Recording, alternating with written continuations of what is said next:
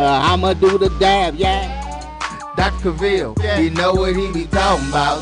Mike and Charles, they know what they be talking about. They compress the analytic data with your hip hop. If you know them like I know them, they gon' tell you if your team, if they wanna lose, and who the ball. So listen to Professor, yes sir, and pay attention, cause he gon' teach a lesson. And you gon' learn today, how your team they play, how they play, boy. You gon' learn today, how your team they play, how they play, yeah. We represent that SWAC, that MEAC, and let me say, what's up to Tennessee, stay. Just tune into the HBCU Sports Lab with Dr. Bill, Mike and Charles, and I'm time. It's for the culture. Start your week.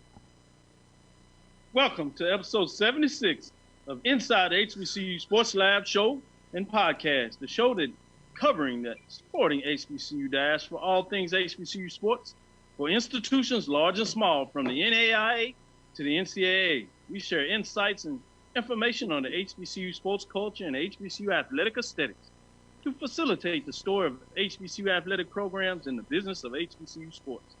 I'm your host, Dr. Kenyatta Cavil, along with my co-host, Mike Washington and Charles Bishop. We are filming from our home studios and sending a signal live to KCOH 1230 AM studios with Texas Radio Hall of Famer Ralph Cooper in the beautiful home of Texas Southern University from Houston, Texas. That's it, gentlemen.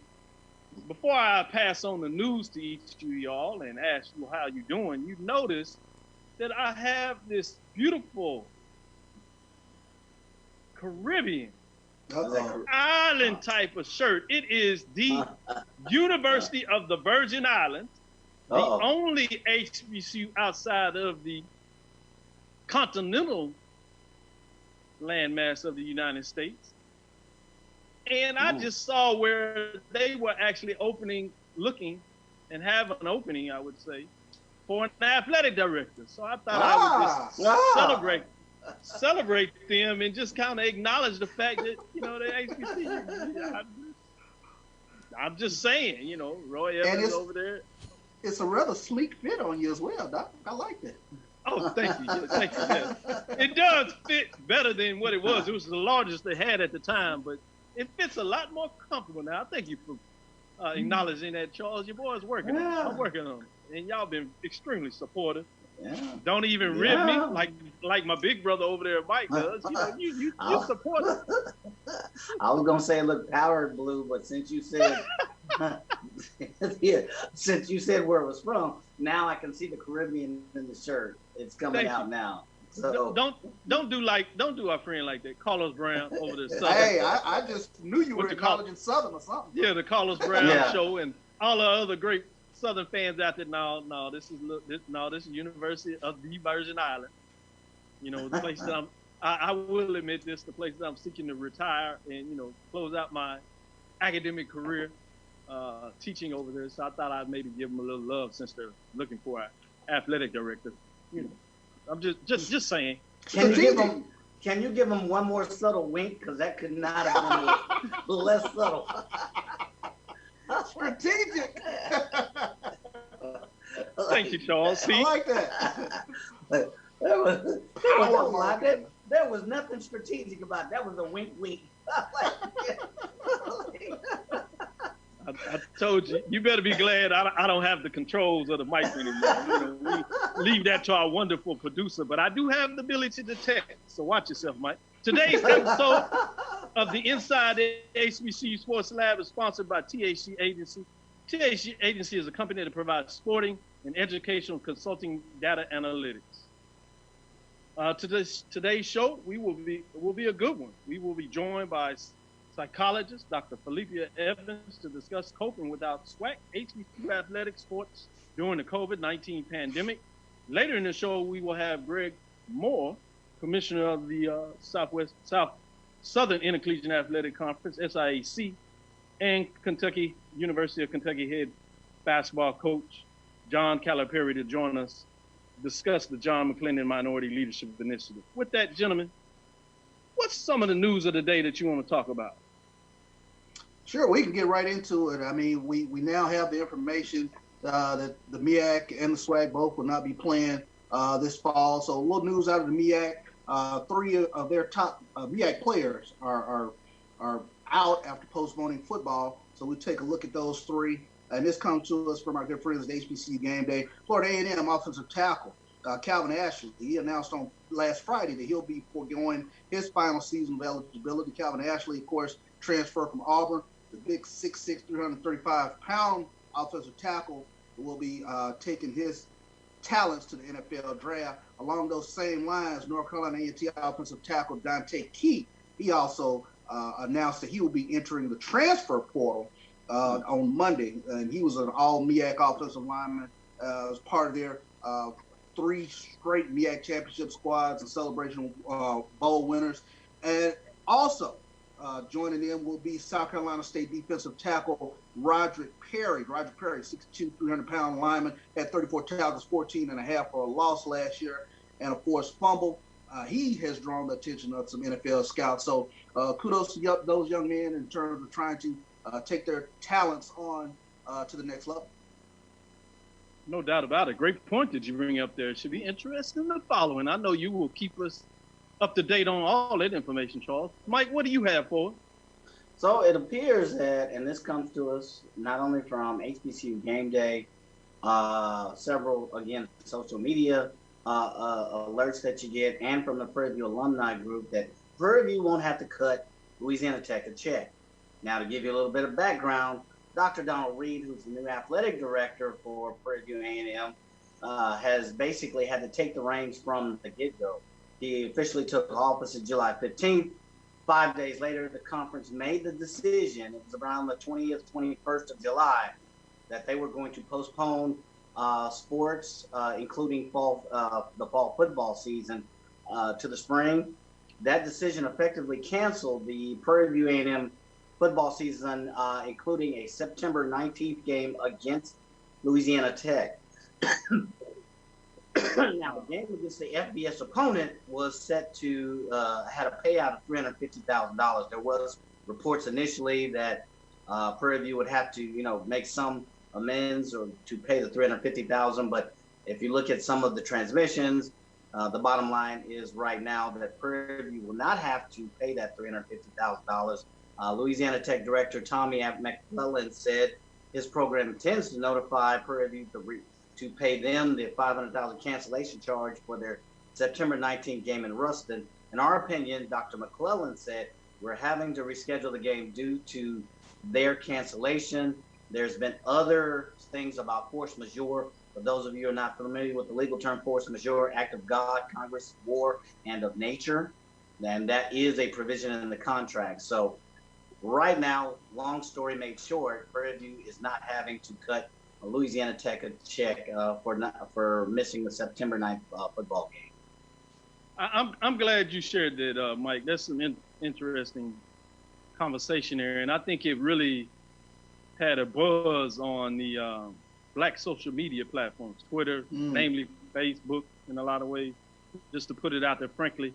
And if we get a chance on the backside of the show, I'd like to get a little deeper into the conversation. One thing I would like to say before we give a shout out to some of the people and pass the news back to Charles, is people may not notice about Mike. Mike studied 2 years of law school before he got a little busy with his chemical engineering degree, and they started calling him and saying, hey, man, we need a couple of little extra hours. He had to start traveling, wasn't able to finish there, but I see you putting a little bit of legalese expertise there, talking force majeure. And for those that don't know, that was nice, Mike. That was nice. Was that a jab, Doctor? I think that was a jab. He can't cut my mic off, so he jabbed. That's a little jab. You took us back to 1AL on that one, didn't you? Yeah, he did. I'm just saying. Let me give some shout outs to these folks here. Give them some love for jumping on here. Chantel Fleming, Greensboro, North Carolina, checking in. She has the colors of A&T, so I'm gonna jump out there a little bit and say Aggies are in the house. Lawrence D. White, AD is on here. Appreciate the support. You know they have that great show. Y'all need to check them out over there, Brian and AD, as they do it with the sports rap. They right there on VCSN with us, man. Check them out. Trudy Jackson, New Orleans, Louisiana, checking us out. Reggie Howe, CIAA, certainly in the house. Chunk Hunt up there at Monroe, Louisiana. You know he brings it. What's up, Big Three? Appreciate you showing us much love. Yes, What's yes. Garland Malone. Good evening, gentlemen. Yes, good evening. Appreciate you. Carlos Brown, we gave him a little shout out, so you know, hopefully he caught that because he brings it. Great show he had with the young guns as he brought them in on the show. Y'all check that out, man. You talking about the next generation coming up. Carlos is setting the pace, getting a little voice for them gentlemen out there, showing some much love with Dr. Travion Scott, giving plenty of love out there in a lot of ways. Coming out of the SWAC office, getting all of it done. Who is that? Kriska Harper is checking us out. Much love. Chuck Hunt, as we said, Ricky Burton, Sarah Braley, giving us a little love in terms of what's in the mix there. So I'm gonna make sure we do a little shout out as we continue to get it done in so many different ways. Just wanted to make sure that everybody knew what was going on there. Before I pass it back to Mike, Charles, go ahead and give me some updates there in terms of what you see going on a little bit with the conference moving forward in so many different ways. Sure thing. We take a look, and there's been some scuttlebutt that we've seen over the past few days in terms of will North Carolina A&T, will they actually look at trying to play this season? And shout out to our friend of the show, Mo Carter, sports director WZBX in Huntsville, was taking a look at his Twitter feed today. He had a nice conversation, looks like, with the Big South Commissioner, Cal Callender, where they kind of took a look at talking to A&T in terms of playing, but it looks like North Carolina A&T will not be playing this fall. So shout out to Mo Carter. He does yeoman work in terms of getting good information out there and covers Alabama A&M and SWAC as well as anybody out there. So shout out to Mo. Yeah, no doubt. I think Mo really did a great job in regards to getting that information and getting that interview. Did want to say on Carlos' show that he did talk to also Dr. Jason Cavil. So we talking about in regards to the deputy athletic director at Southern University and obviously the senior associate commissioner, Dr. Jason Cavil, in regards to that show. Wanted to give a love for Garland. He talked about that North Carolina A&T. He wanted you to hit on that. So we'll get a chance to visit that a little more. But I also wanted to say I thought in a lot of ways, game day did it again in so many different ways in terms of their breakdown in terms of the A&T football framework. It looks like in a lot of ways A&T Aggies were ready to make this move. They had put such that they can have a board meeting that came earlier today. But it sounds like MEAC was like, hey, we're not finished yet. We might play some football in the spring, play some sports in the spring. And so that essentially puts the kibosh to that. So I think there were probably serious talks about what's going on. They believe that you needed board approval. When I say they, North Carolina A&T, so they were prepared for that. But then when the MEAC says we're going to play football, that really cuts all that down. Big South backs off and says, hey, we don't want any problem with that. If that's the case, we're not saying that you can play on our football schedule, which essentially means that North Carolina A&T can't play an independent season for the fall as a current member of the MEAC if there is any framework that they may be possibly playing in the spring. So that's how that all kinds of come together. Something that is interesting that you might be able to get a chance throughout the show to kind of dig a little deeper than that, because that article that pays tribute to Mo Carter in regards to the reference of the tweet that he sent out there. Stephen Gaither did a bang-up job in terms of what's going on out there. Yeah. It's almost time to bring on our guests, but I didn't want to slip this by there, so I'm going to put this out there. HBCU Sports, Ken Rashad leveled a nice notification that came out there based on Florida A&M required student athletes to sign an agreement accepting risk of COVID-19. So that came out this morning, if you would.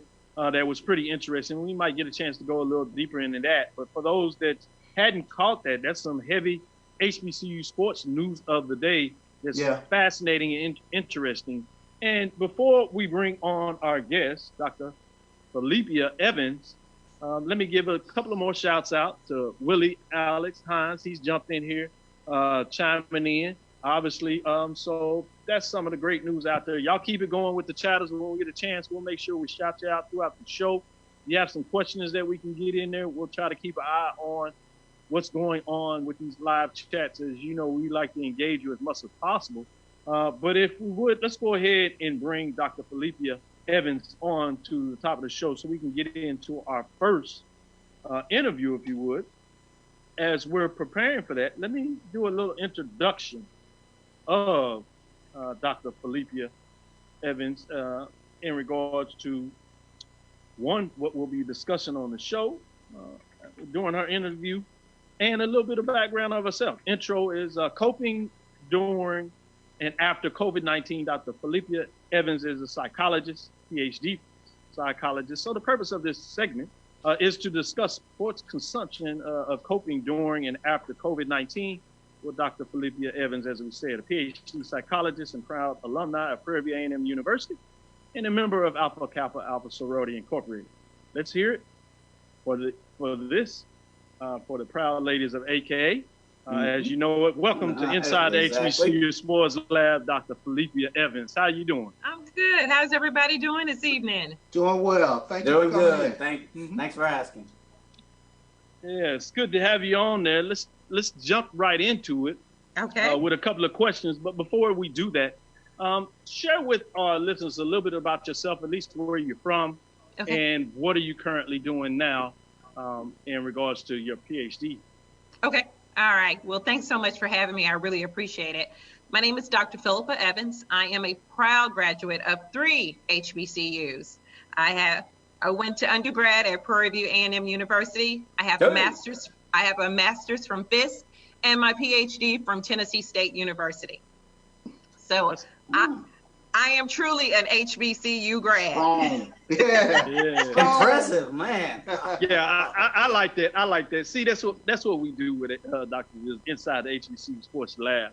With Mike Washington, Charles Bishop, we bring you some of those perspectives that you can't quite get anywhere else, and we connect that HBCU connection. So, Dr. Philippa Evans, as we continue, let's jump right into it. You know, a lot of you've heard about this. You're a big sports fans in a lot of ways, you know.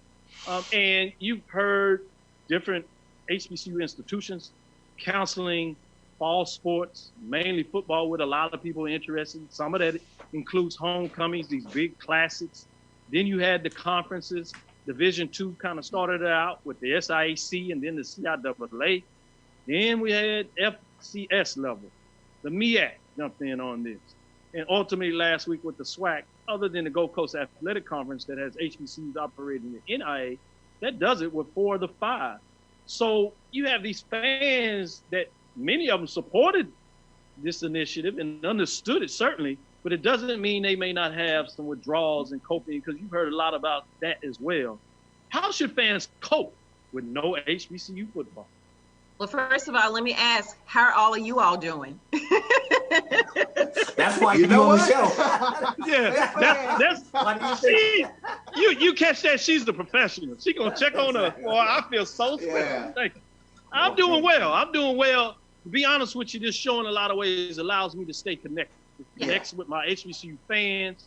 Obviously, with 2 of my best friends in the world, I put that out there. Everybody doesn't know that. The 2 extremely good colleagues of mine. It gives me a chance to continue with discourse and do it in a way that is professional and likes people, but at the same time, we get to kick it, as you see, a little bit. We can talk Noah, so don't take that against us. So I'm doing well, and it sounds like they are. Well, and Speak for yourself. I'm not. I'm not. I got to plan around the challenge. I got to plan around the homecoming. I mean, I'm serious. That's not happening. There are people who plan weddings, funerals, birthdays all around these games, and now. And we're going to talk about it. We're going to talk about it, right? Dr. Evans, I'm trying to supplement it with as much golf as I can. So. Oh, my goodness. Well, at least you are social distancing with golf. Yes. Well, you know, one of the things I want to talk about first is with the cancellation of sports and HBCUs, we know that that's a huge loss. That's kind of almost like a loss of a loved one. Because that's part of HBCU's identity. I mean, we know that sports is ingrained in our culture. It's a significant part of HBCU's identity. It's not the whole identity, but it's part. Because when we talk about football, then we talk about the band. And then when we talk about the band, we talk about homecoming. And with that being said, saying that there's no homecoming, that's a huge loss. That's a huge loss. And like Mike said, you know, you kind of plan your vacations around homecoming. You know, you think about that Bayou Classic, you think about the Capital City Classic, you think about Labor Day Classic, and not having that, that's going to be extremely hard. But there are ways that we can get through this. And what we're going to do is talk about that. But actually, it is like grieving the loss of a loved one. And, you know, there are stages of grief.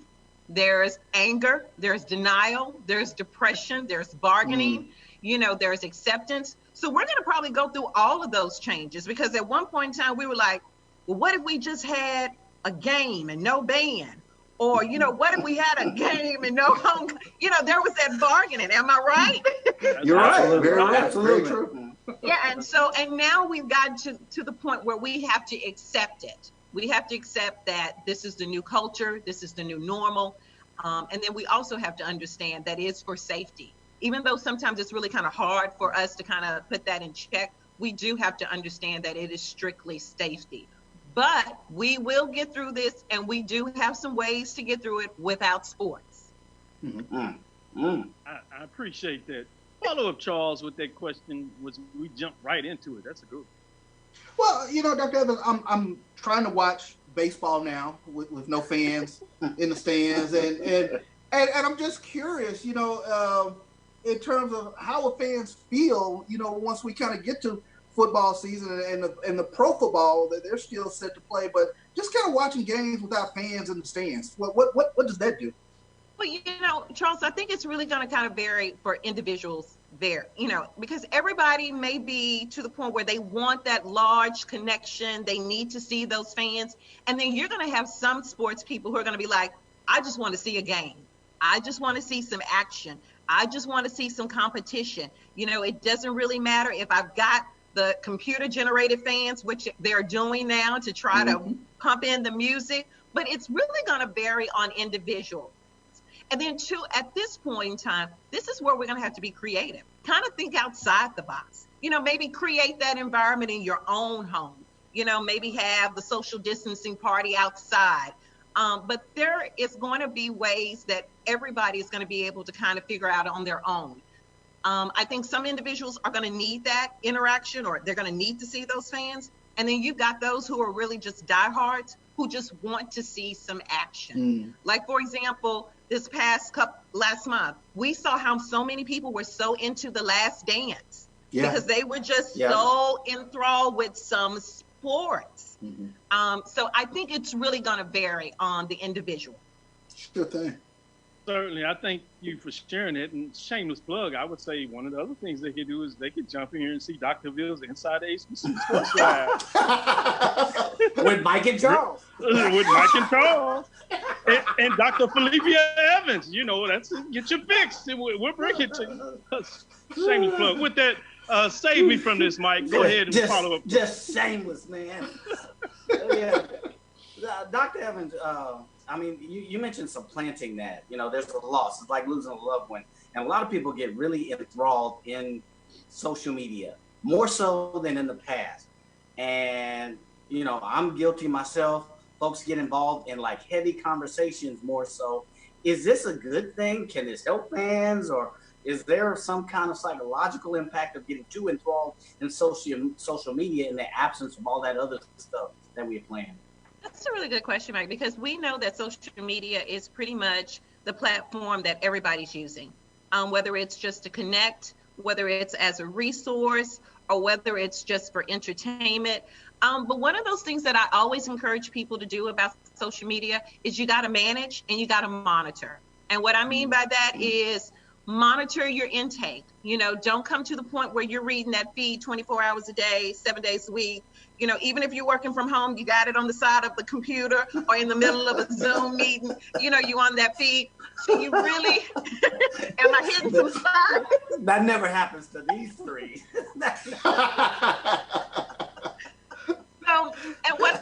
And you just have to really monitor and manage that, because if you get to the point where you get so obsessed and overwhelmed with that social media, then it gets to take on a whole new meaning in your life. You kind of lose track of maybe actually engaging with people. And we know that social media could be also a tool, and sometimes it can be a hindrance. We know that a lot of times people use that as a way to bully. We know sometimes people use that as a way to kind of let go of certain emotions that they necessarily probably wouldn't say in person. So what we want to do is just make sure that you monitor and manage that social media. Use it as a resource, use it as a tool, not as a platform to bully, not as a platform to hide behind, but just use it as a tool, a resource, connecting like what you all are doing. Being able to kind of reach out and reconnect with people that you haven't, maybe engaging areas or places that we haven't talked to or people we haven't talked to. Being able to do those things, I think, will really help with social media and this period of time where there's no sports. Yeah, I really think that's helpful. I appreciate you sharing that. In fact, I want to take a little deeper dive in that. Can social media affect fans' personality when you talk about those issues that Mike asked?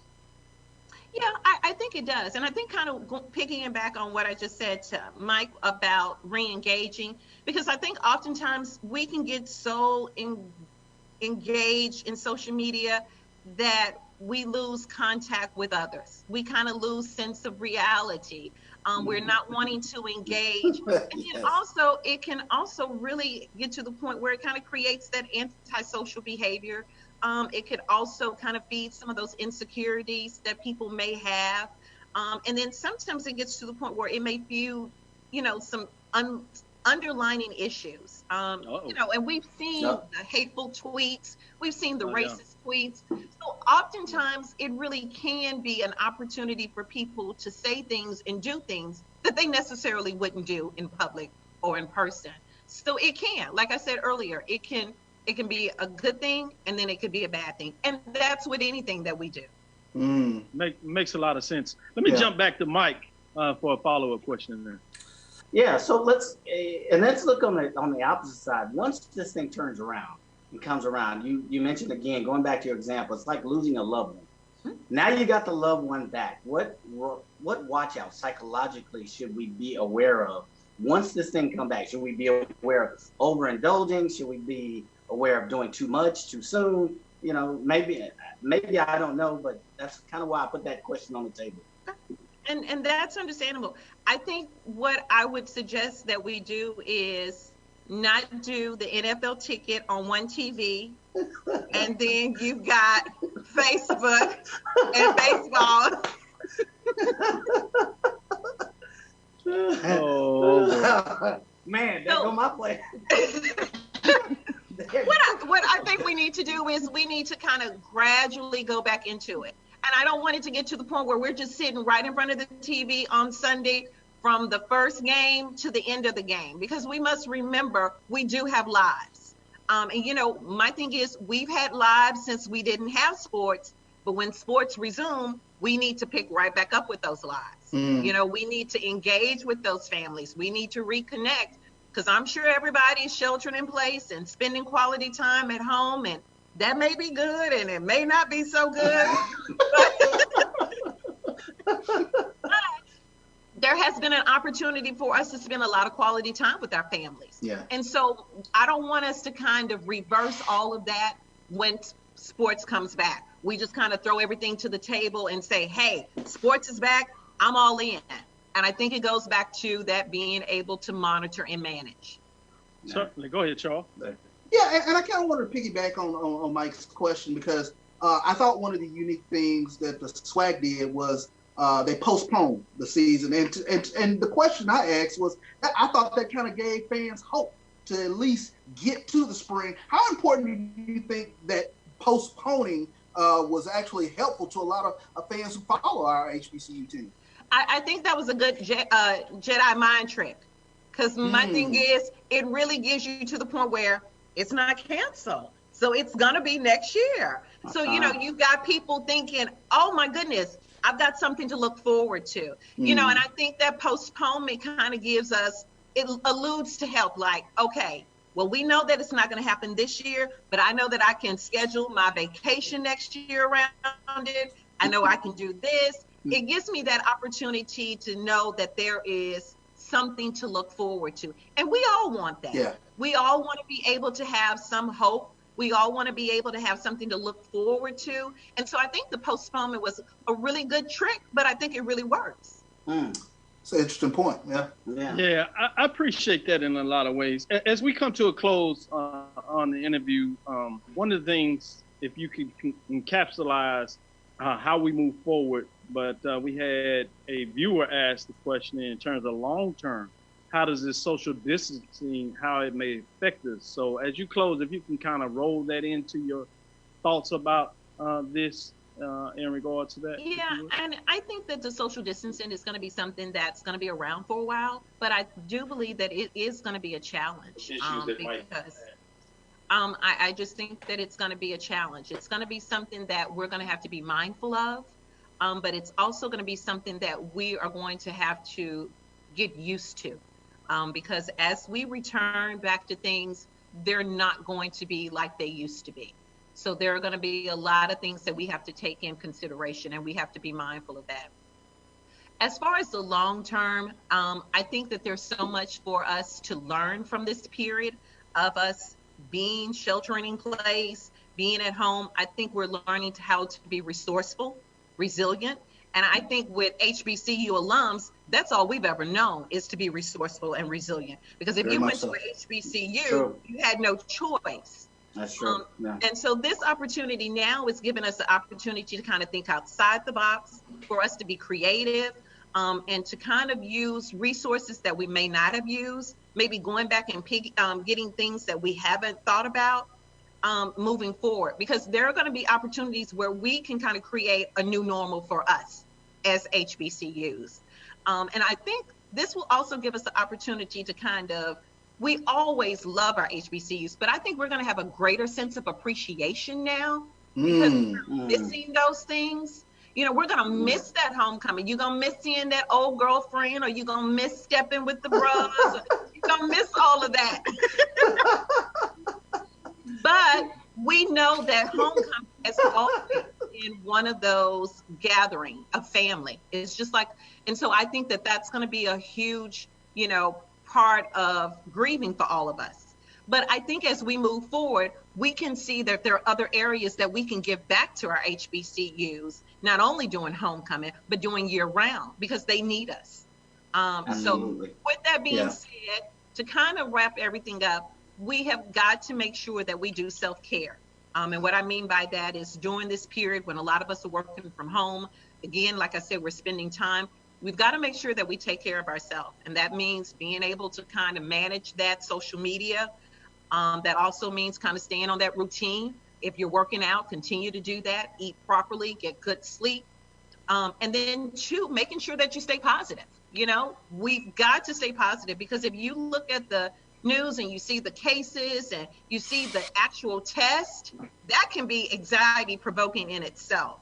So what we've got to do is continue to be positive and to make sure that we take care of ourselves so that we can take care of the others around us. Sure. Perfect. I want to thank you for your time. This is Dr. Cavil inside HBCU Sports Lab with Dr. Philippa Evans, PhD psychologist, talking about coping during and after COVID-19. Again, thank you for your time. And we are getting ready to take a quick break, and we'll be right back with more of Dr. Cavil's Inside HBCU Sports Lab with Mike Washington and Charles Bishop in our next interview. Thanks for having me. It's for the culture. Start your week the HBCU way. Get the latest updates from your HBCU sports news of the week with your host, Dr. Cavil, Mike, and Charles. On Dr. Cavil's Inside the HBCU Sports Lab radio show with Mike Washington and Charles Bishop. Every Tuesday from 6 to 7 p.m. Central on KCOH 1230 AM, Facebook Live, and as a podcast on streaming platforms such as Apple Podcasts, Spreaker, Spotify, Google Podcasts, and Podcast App. What up, world? It's your boy, Rob Calloway, host of the HBCU Report. And right now, you're inside the HBCU Sports Lab with my guy, all hail the dean of HBCU sports. You know I named him that. Dr. Kenyatta Cavil, my guy. What's happening, man? Yes. You're listening to like Inside like the that. HBCU This Sports is Dr. Lab Cavil, with my the guy, HBCU Sports the Lab with dean Mike of Watson and Charles HBCU Bishop. Sports, none Let's other get than into our Dr. next Kenyatta interview. Cavil. We have Gregory Moore, Commissioner of the Southern Intercollegiate Athletic Conference, SIAC, and John Calipari, head men's basketball coach of the University of Kentucky, to discuss the McLendon Minority Leadership Initiative, MLI. Welcome to Inside the HBCU Sports Lab, gentlemen. How's it going?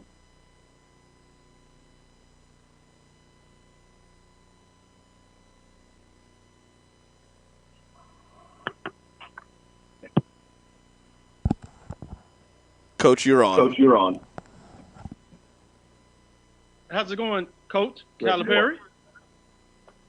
I'm doing good. How are you? Oh, doing really good. Really excited to hear a little more about this McLendon Minority Leadership Initiative. Before we get into that, I think it would be appropriate, obviously, with COVID-19. How are you doing? How's your family doing? And how are your players at the University of Kentucky? You know, fortunately, we're all blessed and everybody is good. We have a unique situation that we're truly in a bubble within the basketball program. We have the lodge where they live. Across the parking lot is where they practice, train, lift. They have meals made in where they live and in boxes. We've really, these are people's children. My players think I'm going overboard, but I'm like, no, this is, and we've really been slow. We're still not playing 5 against 5 or 2 against 2. We're doing, to this point, we were doing individuals and now 5-on-0. So, and my personal family's all good so far. We're, I think all of us are trying to wear the mask, listen to the doctors and the science, and, try to do the right thing by everybody. Exactly. Thank you for sharing that. And with that, let me get those that may not have heard about this. I'm not sure where they would be if they hadn't. But the purpose, in my understanding of the McLendon Minority Leadership Initiative, MLI, is to provide minorities a jump start to their careers through practical experience, opportunities to build their networks, and instilling the values of John McLendon: integrity, education, leadership, and mentorship. I know you come out and partnered with the commissioner of the SIAC, Gregory Moore, LaVon Moulton over there, the head coach at the University of North Carolina Central University, I should say. And so if you would, tell me a little more, why do this program now? Well, the bigger question may be, why didn't I push this 10 years ago? What took so long? There's diversity on the fields and on the courts, but there's not diversity in the administration. There's not diversity in decision makers. Each athletic department has 15 decision makers. Where is the minority leadership and decision makers? And that, as much as a springboard to a career, we're trying to help develop the next wave of leaders and decision makers. And if we coaches, and it's coach driven, it's not me. The initial thing, and again, Greg has been just such a great mentor to me and a sounding board, and to make sure we are on track, to make sure we're doing the right thing. But the idea was to do it at Kentucky. And then it was like, well, if we get other coaches involved, we can maybe do this to scale. There's going to be 20 jobs posted in the next day or so. They may have been posted today. We have over nearly 200 applications in, and we're just now starting to post jobs. The jobs will keep coming in waves as they're funded by coaches. And let me say this, Greg, if you don't mind, I'm going to brag on you a little bit. When I first got going, he and I have talked for a while, and I've been involved with different things over the years. But before all this happened, he and I have had conversation. And then when this came about with and I don't know how else to say it, the murder of George Floyd, I mean, it became, well, we got to do something. There's got to be action. And the more I was with Greg, here's what I found out. He's about solutions. He thinks in terms of how I know issues, what are solutions? The second thing I loved about him was he would push the envelope. With me, he would push the envelope. One conversation we had, I didn't feel comfortable getting off, and I called him right back and said, you know, Greg, talk to me now and tell me, am I tone deaf? Tell me what. And here's was his comment. You want me to help you with that pipeline. I need help with my pipeline. Let's work together. And he knows what I said. Hey, we'll go shoulder to shoulder. Let me get this up and going, and I'm going to help and be with you whatever you need. But here's the last thing, what I absolutely love. He's not afraid to speak truth to power. He's going to tell the truth.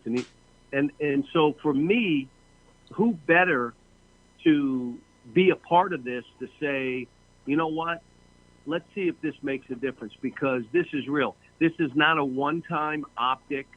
We want this to go at least 10 years. We want to have data after 4 to 5 years about, is this working? What do we need to do to make it better? And in 10 years, let's see if athletic departments look different. Lastly, this has gone into business. This has gone into baseball, Major League Baseball, talking about athletes who were in their minors who now need to get back, be a part, taught soft skills that they've never loved, and maybe get educated and then be in management or whatever. This thing, business-wise, my hope is in 10, 12 years, we look and there are business owners that began through here, learning, again, being developed as leaders.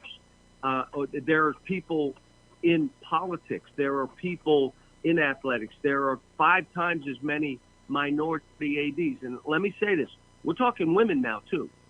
So this is about men and women, minority leaders. If you have an interest, I'm going to throw this in, minorityleaders.org. You can go and put an application in, college graduate. Here you are. It'll walk you through what you have to do. But these aren't just like throw a couple jobs out there. That's not what this is. That's a really great breakdown in terms of how you encapsulated. This question is for Greg, Commissioner Moore. If you would, personally, how has adhering to leadership lessons changed your career path? And I imagine that in a lot of ways important why you decided to partner up on this. Excuse me, adhering to leadership lessons? I don't follow the question, Dr. Phil. No, I was just saying a part of this is about development of leadership. Inside of management, both of you all are in significant leadership positions. You as the commissioner of the SIAC and John, Coach Calipari, in terms of his leadership as a head men's basketball coach and all the peripherals that it brings together. So I was just asking in terms of, I'm sure you had to develop these leadership skills at some place in some area. Why is that important, and how has it affected you, and why is that important to have a place where you can develop it based on the program that y'all put together? Yeah, I think one of the most important lessons, and I appreciate everything Coach said, his kind words.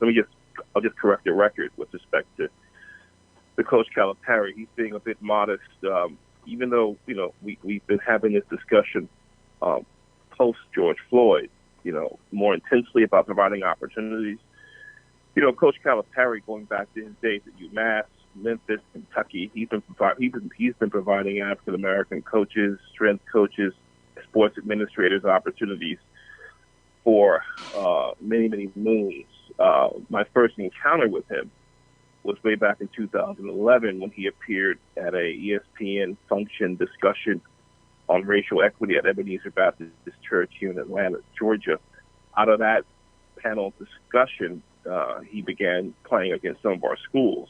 Morehouse, I believe, played at Rough Ringer that year, and most recently this year, Coach Cal invited Kentucky State student athletes to play at UK. So, he's not new to this discussion. And more importantly, what always impressed me about Coach Cal was not what he says, but what the families, and more importantly, the mothers and his former players say about him in the program.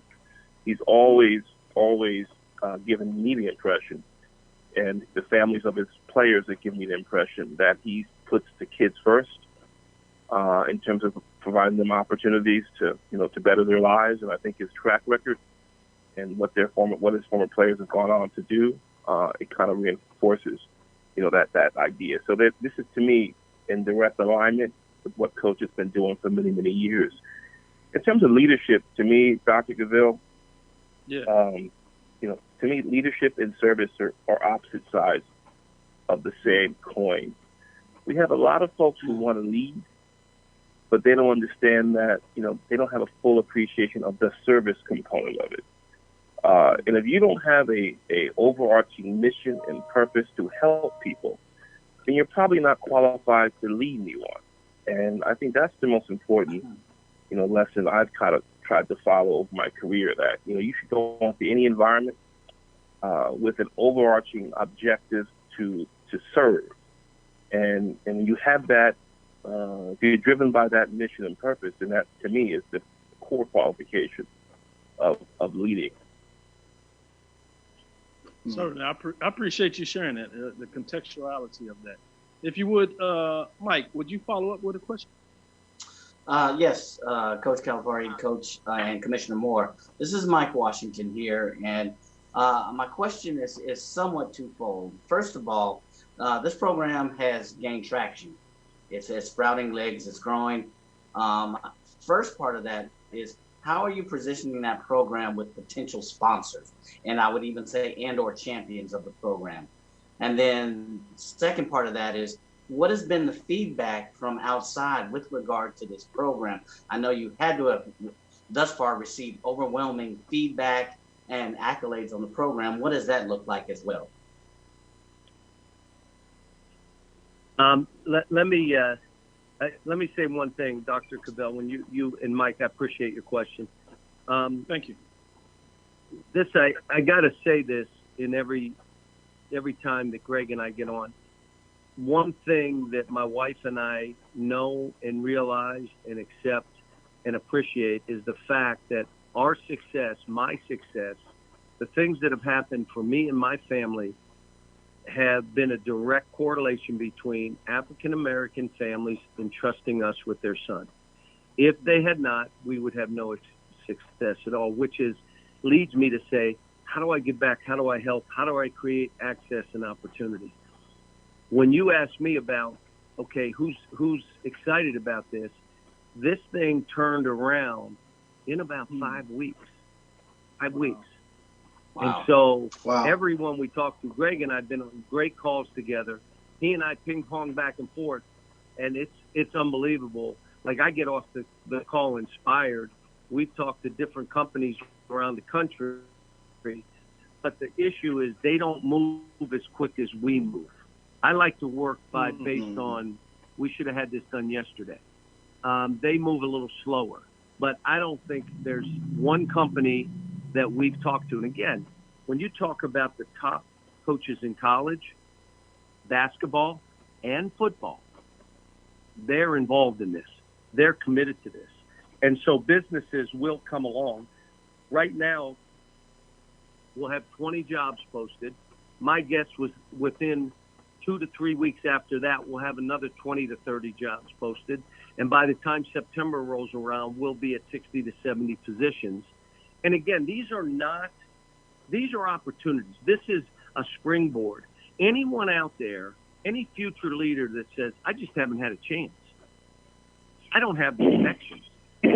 I don't think I'm going to get an opportunity. This is what this is about. Now, you have to perform. You have to take advantage of the situation and your opportunity. And then I would tell you, run with it. But they're going to have mentors within the athletic department. The coaches who are funding this, not the athletic departments, the coaches will also serve as mentors. And again, this thing is, I'm looking at this and I said to somebody, I hope we look back in 20, 25 years and we said, he's running for president. Do you know he went through the McLendon initiative? And so we don't know where this is going to go. But I have hopes, and the reason I feel good is the coaches that have committed to this committed for multiple years. Not I'm in and I'm out, I showed that I care, and I'm done. That's not what this is. No doubt about it. Charles, if you would follow up with a question, or Commissioner Moore, did you want to jump in there? I apologize. No, I would just echo that. We have been on a couple of calls with potential partners. The calls have went well. I'll just say, as a son of a sports fan and been a long-time admirer of Coach, great coaches are, they're teachers. They're great communicators. They also can sell, right? So to be able to get a coach, a Hall of Fame coach with Coach Calipari's skill set, to lend his skills to support, historically black colleges in general, and the McLendon initiative in particular, it's been a great privilege for me, and I'm very optimistic that at some point, we'll be able to, as Coach said earlier, to see some investments in these institutions materialize at some point down the line. Great point. In a lot of ways, you're a modest man yourself in regards to many of the platforms of how you extended the reach of the SIAC in many different facets. Obviously, in terms of this call right now, we can't name them all, and it's not necessarily the appropriate place, but I did want to share and put that out there. So thank you both for all the work you're doing. With that, let Charles follow up with a question. Yeah, Coach Calipari, Charles Bishop here. And I wanted to just ask, just listening to the information, I guess the natural question I want to ask is, how does an applicant sort of prepare themselves for this leadership initiative? What are the things that they need to be doing right now to prepare themselves as an applicant?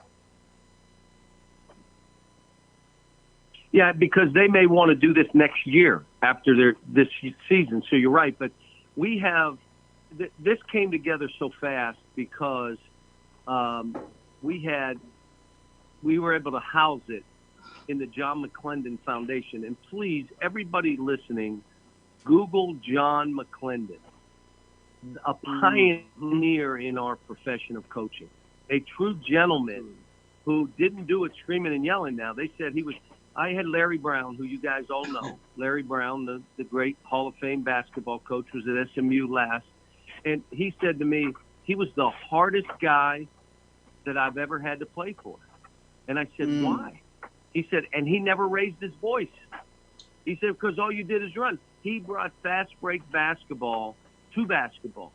The four-corner offense, you remember the North Carolina? Yes. Oh, no, that was Coach McLendon's offense. That was his offense. That's right. So you need to look there and Google who he is and what he is. And then the second thing that happened was Tony Manfuso from ProLink Staffing said, look, I'm going to do this, and this is going to be worth about $250,000 of service, but I'm giving it to you because I believe in this. So all the applications would go to ProLink Staffing. The person, again, we're asking for, because we want these to be jobs, so a college graduate, and now all of a sudden they'll interview you. We're going to have jobs like Gonzaga, all the way down to Florida, over to Texas, over to Kentucky. I mean, these are all over the country now. So you may be somewhere where you want to do this, but he will then say, here are the candidates. And if you didn't make the list, they are going to call the candidates that didn't and say, here's where you're short. Here's what you got to do. And then you can reapply a year from now. How about this one? He's going to have a database, Charles, of minority leaders and candidates in all kind of different fields, where a business may call up and say, I'm looking for an accountant.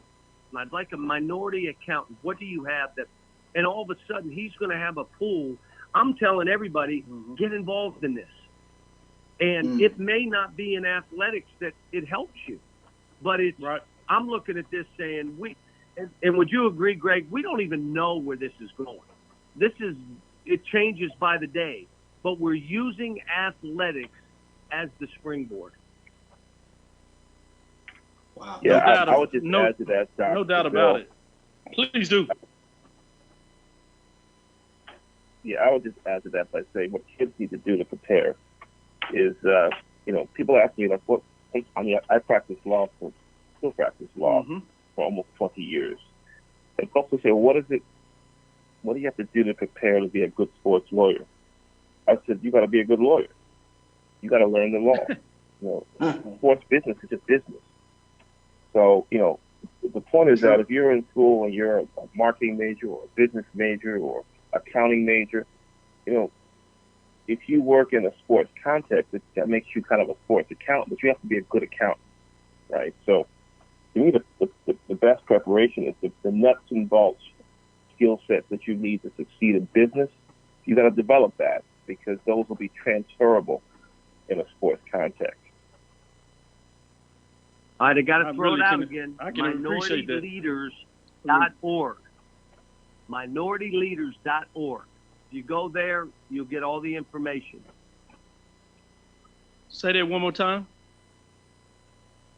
MinorityLeaders.org. Got it.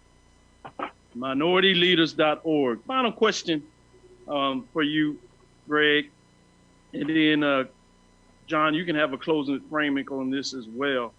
But one of the things you talked about, Coach, was the need for preparation and being prepared and how you go into this.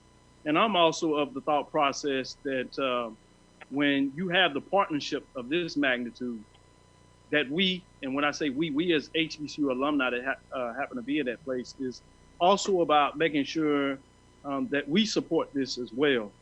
So, Greg, how can HBCU alumni help this program as well? How do we become engaged as alumni that believe in this and see the power of this and what it can do with HBCU students, in particular minorities, even from a bigger perspective? How do we help facilitate pushing this forward, if you would? And again, you can start with Greg, and this can also be one of those questions that you can close your thoughts on this as well, John. I think the first thing that alumni have to do, and a few things. That's a great question, Dr. Cavil. I think the first thing that there has to be some awareness of the problem. And it's not enough to just say, well, there's not enough black coaches and ADs. And I think people need to understand at least the basic framework of the challenge, in terms of empirically. That college sports is a $12 billion a year business. That the Power 5 leagues generate $2.5 billion of that money. And that the two sports that generate revenue, basketball and football, are approaching 60% African American, young men. And that's an important thing to understand, because once you understand that the college sports economy, by and large, is not only being financed by African American young men, but when you look at Title IX, right, and all the sports that are financed by Title IX, there's a significant underrepresentation in African Americans in sports like field hockey and volleyball and swimming and fencing and the like. My point is, you have to understand that to understand the urgency of what Coach is talking about in terms of the moral imperative of making sure that African Americans are not just playing on the field and the gridiron on the courts, that equity dictates that we have to get more opportunities in the athletic departments and the administrative capacities.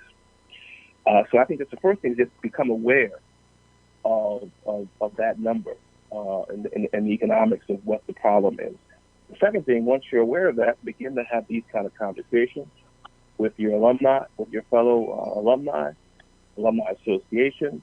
Begin to share the opportunity that Coach Cal is talking about. MinorityLeaders.org encourage as many young people or young alumni who want to work in sports, college sports in particular, to apply and just really push to raise awareness of this opportunity.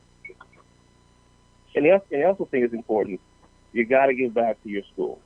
Whether you're an alumni of the school or not, you have to give back, because these schools, there's a study done by the I think, Department of Education several years ago that said historically black colleges generate $10 billion of economic impact, over $10 billion of economic impact in the southwest and southeastern part of the United States. The reason why I think that's very important is because you're looking at towns and communities that where our schools are located that enjoy poverty rates that are 2 to 3 times the national poverty rate. Last time I checked, in 2010 census, the poverty rate was around 15%. Dr. Cavil, Tuskegee is 40% poverty.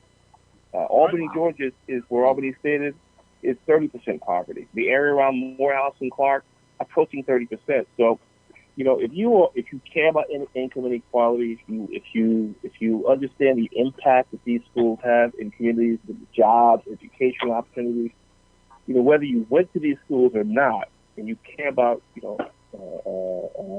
equity, you have to begin to invest in these schools and contribute to these institutions. Mm-hmm. Yep. Very much so. Yeah. Very.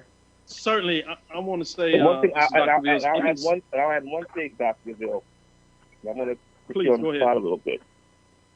I've been following your research for over a decade.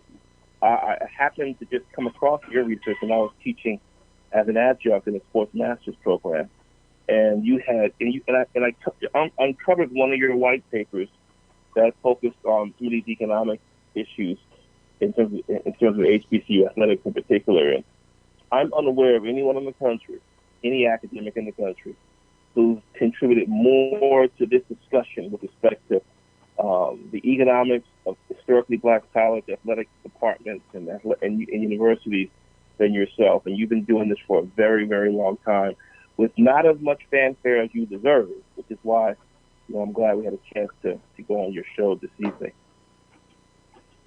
Thank you for that. This is Dr. Cavil, inside the HBCU Sports Lab. We're going to take if you all will hold on, we're going to take a quick break, and we'd like to let you finish that full discussion. Give us about 30 because we're going to sign off on one of our over-the-air programs, and then we'll allow you both to have a closing statement. It'll be about 30 seconds, and we'll be right back. This is Dr. Cavil's Inside the HBCU Sports Lab with Greg Moore, Commissioner of the Southern Intercollegiate Athletic Conference, SIAC, and John Calipari, head men's basketball coach at the University of Kentucky. Stick with us. They're talking about McLendon Minority Leadership Initiative, MLI. You can go to www.minorityleaders.org to find out more, but stick around. We'll be right back to allow them to close on some very important facts that you need to know. Give us about 30 seconds. It's for the culture. Start your week the HBCU way. Get the latest updates from your HBCU Sports News of the Week with your host, Dr. Cavil, Mike, and Charles. On Dr. Cavil's Inside the HBCU Sports Lab radio show with Mike Washington and Charles Bishop. Every Tuesday from 6 to 7 p.m. Central on KCOH 1230 AM, Facebook Live, and as a podcast on streaming platforms such as Apple Podcasts, Spreaker, Spotify, Google Podcasts, and Podcast App.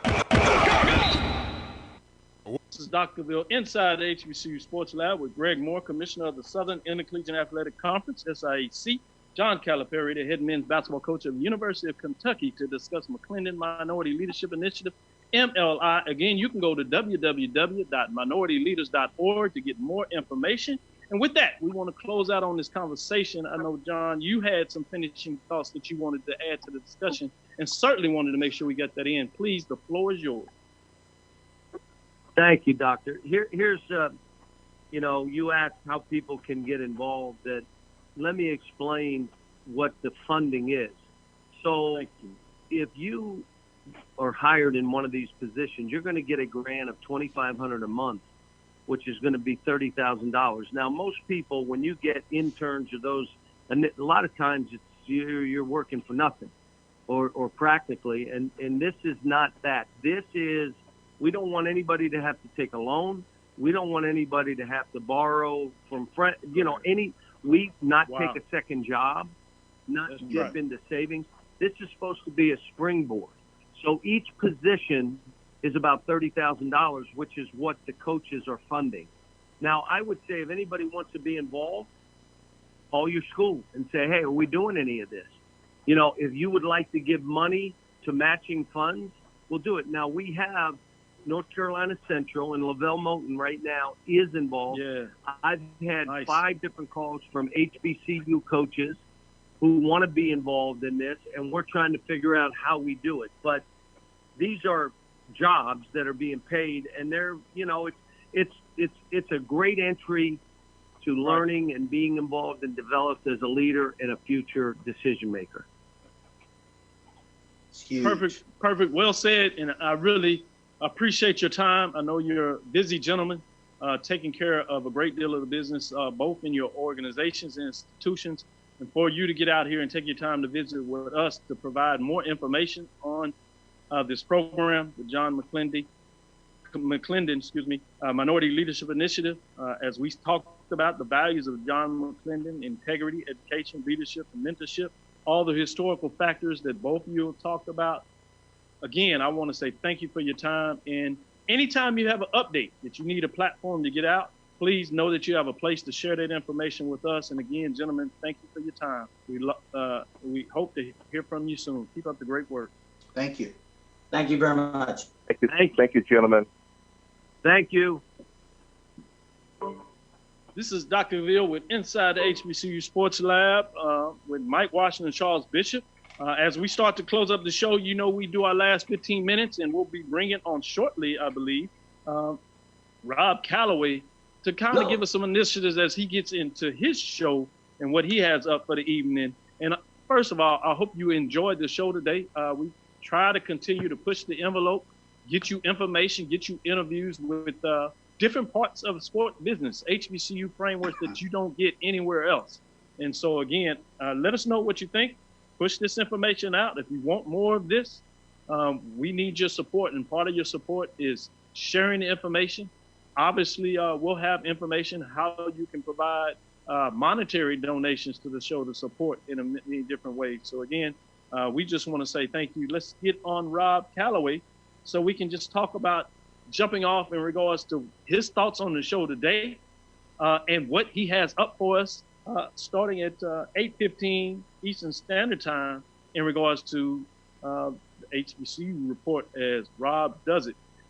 With that, as we get Rob journeying up in here and coming on board, in regards to that, what are your thoughts on the show today, Mike and Charles?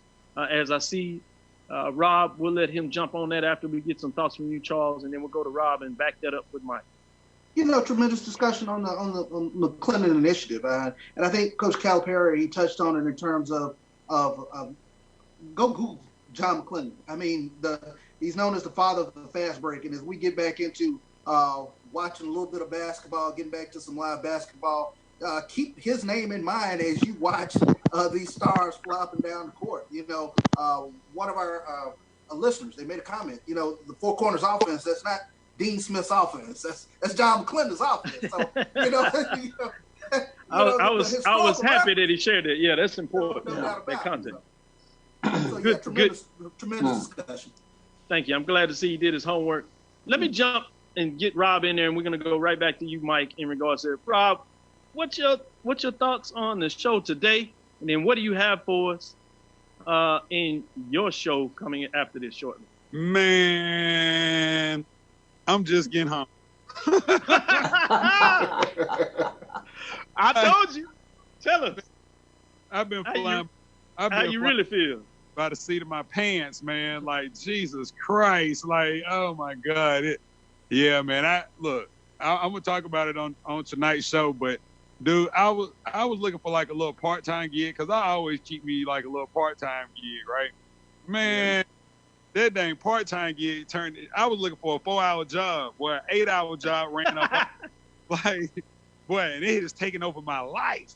I mean, my life, but Friday's my last day. So there's that part. hey, Rob. He just throw that in. Do they know that? Yeah, they know. Yeah. I'm not that kind of guy. I let them know. But I am looking for the Small Business Association to bless me with one of them grants, though. That's what I'm looking for now. I hear you on that. We're gonna come right back to you and let you tell us what the listeners can expect from the show today. But Mike, what were your thoughts? Yeah, I had a couple of takeaways. Well, first, he referenced one of your articles, and I could just see your ears flopping. So like, but that lets you know two things: that they've done their homework, they're well researched, and that was important to me. The second thing is that they truly have bought into this program. Yeah, I mean, this program is great, but you heard it come out through both, Commissioner Moore and Coach Calipari. They bought in 150%. The third thing that Coach Calipari did not get into is that you kind of look for a person that's going to talk about this program to model the program. His coaching staff models the program. If you look at the minority staffing that he has right now, and then if you look at the actions and his contributions to the program, and if you look at the dedication that Coach Moore has to this program, so they've modeled it. So those were my 3 or 4 takeaways. So I thought it was a tremendous interview. Go ahead, Charles. Hey, and I want to reference at the beginning of the show, Dr. Philippa Evans, a tremendous discussion in terms of sports consumption and kind of the mental health aspect that everybody is going through in terms of trying to get back, to some sense of normalcy. So if you didn't get a chance to catch the first part of the show, please go back and listen. She did a tremendous job in terms of breaking down that whole framework. So really enjoyed that. And she related it to really simplistic events that we basically are very familiar with on a day-to-day, week-to-week, year-to-year basis. And I know she's a PhD, but she did a great job, as CB said, at really bringing it home and relating it to our every year lives when it comes to HBCU very much so events. So certainly with the wrap, I want to get your thoughts. Which direction you going tonight? Maybe you're going to touch a little bit, or maybe you're going to go outside of it. You have FAMU, the news on HBCU Sports.com, talking about the waiver signaturing or signing away the waiver at FAMU.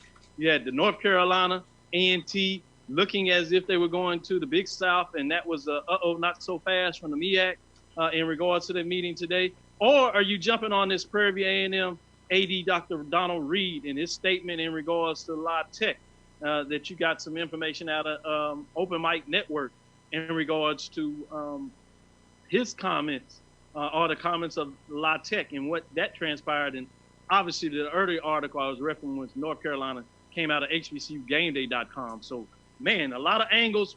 What you going to touch on for us, man? Man, well, first of all, I got to talk about that whole waiver situation because that's just crazy. Yeah, you can sign this. Just say if you get COVID, we ain't responsible. But I'm gonna run the gamut, man. Tonight, our good friend Ken Rashad go join the show, and so we just go move as spirit leads us. You know what I'm saying? Like, you know how that goes sometimes. You just let the spirit just lead you. But we're definitely going to be talking about this waiver situation, as well as a few other things like the just COVID in general, because COVID is changing a lot of things, and a lot of people don't realize how much it's really changing the landscape of not just sports but academia. Excuse me. I know I'm here with some academics. I got to get that right. Did you say academia? Yeah, like academia. Yeah. Yeah, I did. That's why I get it right. I had to get it right. But look, it's changing the landscape of a lot, and really quick before I had to jump off here and get ready to start the show. Me and Dr. Cavil had actually talked a while back about the fact that some of these schools aren't going back until February. So if you're not going back to February, how the hell y'all gonna play basketball? True. Yep. It started in February. So how the hell y'all gonna play basketball? So, I got a lot to talk about today. I got a lot, but I got a lot. I always got a lot to talk about. I gotta go. Thank you. I love it. We are getting ready to close the show. We are Dr. Ville's Inside the HBCU Sports Lab with Mike Washington and Charles Bishop. Hope you enjoyed our show today with Dr. Philippa Evans, psychologist, talking about coping about sports. And then obviously Greg Moore of the SIAC and John Calipari, the University of Kentucky head men's basketball coach. And you just finished with Rob Calloway. Join us on his show next. Why did I have to come on? Why I have to come on after Coach Calipari? I should have been first. How he get to come on before me? Hey, if you sign this waiver, we'll let you. Then you get to come on. Right. There you go. Thank you for listening to Inside the HBCU Sports Lab. Make sure you share our podcast with your friends and colleagues. We look forward to next week, and we will discuss the latest news in the lab. That'll do it for us.